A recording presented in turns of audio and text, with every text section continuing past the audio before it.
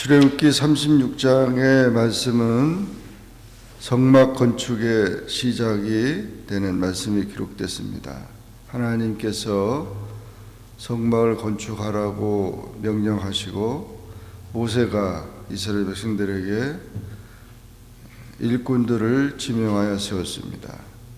성막을 건축할 일꾼은 부살렐과 오홀리압, 부살렐은 감독의 직분이고 오홀리압은 보조자로 같이 기술자로 성막을 만들게 됐습니다.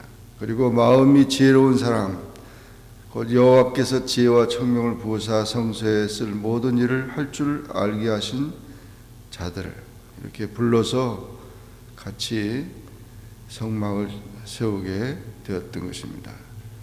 하나님의 나라, 하나님의 성전을 섬기는 일에는 지도자와 또 이렇게 보조자와 많은 사람들의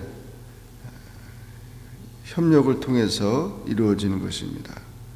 자기들의 시간을 내고 받은 은사를 가지고 열심히 만들므로 인해서 하나님 기뻐하는 귀한 일들을 감당하게 하셨던 것입니다. 예물을 가져오는데도 너무 많은 예물을 가져와서 오히려 그 일하는 사람들이 예물이 너무 많으니까 이제 그만 가져와도 되겠다고 해서 모세가 명령을 해서 예물을 다시 가져오지 말라고 할 정도로 넉넉했습니다. 이렇게 하나님의 사명을 감당하는 일에는 시작이 미약하지만 나중은 창대하라는 것처럼 모두가 마음을 같이 해서 합심할 때 그런 모든 역사가 일어나게 된 것입니다.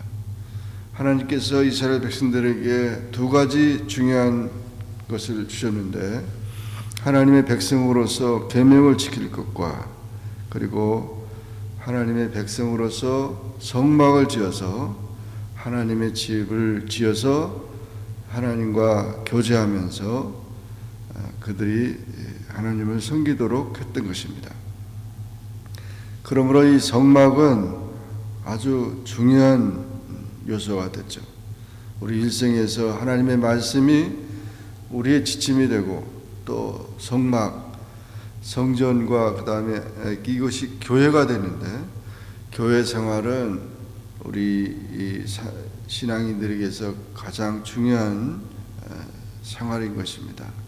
은혜와 축복과 하나님의 사랑과 자비를 우리가 힘있고 살아갈 수 있는 그 영혼의 기쁨을 갖는 그런 성막 생활, 이것이 우리에게 참 중요한 것이고 그리고 우리 자신 자체가 성령이 거하는 성전으로서 하나님의 집을 이루는 그런 요소가 되는 것입니다.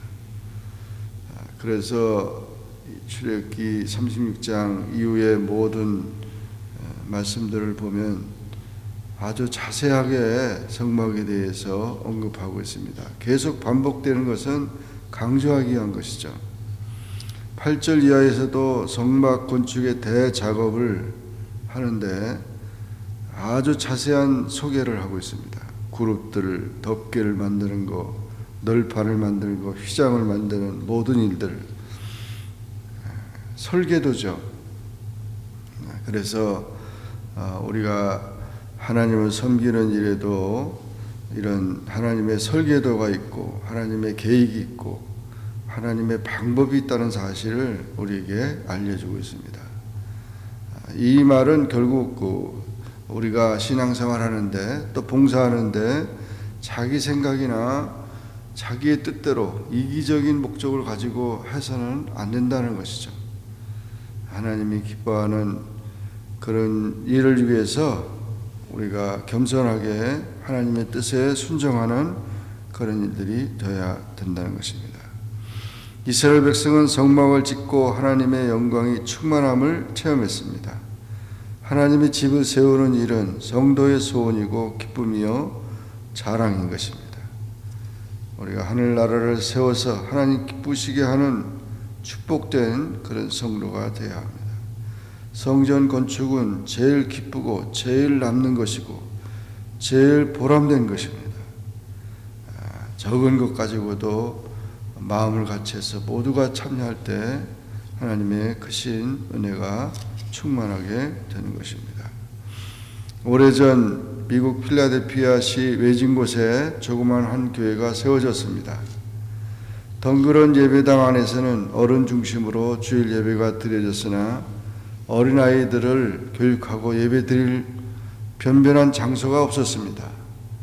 그러나 교회로 찾아오는 아이들을 돌려보낼 수가 없어 구석진 좁은 방을 수리해서 주일학교를 시작했습니다.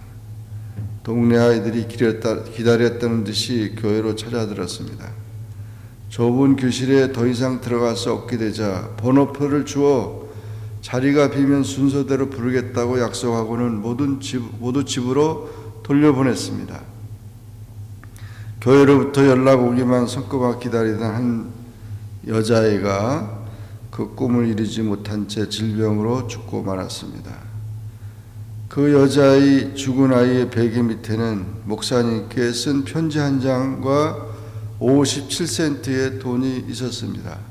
목사님, 저는 교회에 가고 싶었으나 예배실이 너무 좁아 자리가 나기를 기다리는 아이입니다. 제가 먹고 싶은 것 사 먹지 않고 모은 돈을 드리니 이 돈으로 큰 예배당을 지어 모든 어린이들이 함께 예배 드릴 수 있게 해주세요 하고 이 편지를 쓰고는 이 아이가 죽었습니다. 이 편지를 장례식에 모인 모든 교인 앞에서 목사님은 눈물로 읽었습니다. 그 자리에 모인 사람들은 우리가 너무 무관심했고 큰 잘못을 했다고 후회하면서 한 줌의 흙으로 돌아가는 아이의 무덤 앞에 꼭꼭 감춰둔 그들의 돈주머니를 열기 시작했습니다. 그 교회는 멋진 교육관을 지어서 입당 예배를 드렸습니다. 이 자리에 동네 어린이들을 모두 초청해서 성대한 잔치를 베풀어 기쁨과 소망을 안겨주었습니다. 57센트의 기적은 여기서 끝나지 않았습니다. 가난으로 인해 치료받지 못해 죽은 소녀를 위해 선한 사마리아 병원을 세워서 주위 극빈자들을 무료로 치료해 주었습니다. 그래서 이와 같이 많은 하나님의 역사를 이루게 된 그런 일들이 일어났는데 이 헌금이 결국 큰 기적을 이뤄서 오늘날 이 템플교회, 템플대학교를 세우게 되는 템플교회의 초석이 되었고 이 필라델피아의 템플대학교가 세워지는 것입니다. 한 어린아이의 간절한 그 소원과 그 헌신을 하나님이 받으셔서 역사를 이루게 했다는 것입니다. 우리는 이 귀한 것을 보면서 하나님 앞에 하는 헌신은 조금도 사라지지 않고 귀하고 아름다운 헌신이 된다는 것입니다. 하나님의 나라, 하나님의 집을 세우는 귀한 주님의 일꾼들이 다 되기를 주의 이름으로 축원합니다. 기도하겠습니다. 주님 감사합니다. 오늘도 기도하게 하시고 주의 말씀을 상고하게 하시니 감사합니다. 출애굽기 36장의 말씀을 통해서 하나님께서 하나님의 집을 세울 일꾼과 또 모든 헌신을 아름다운 헌신을 우리가 보았습니다.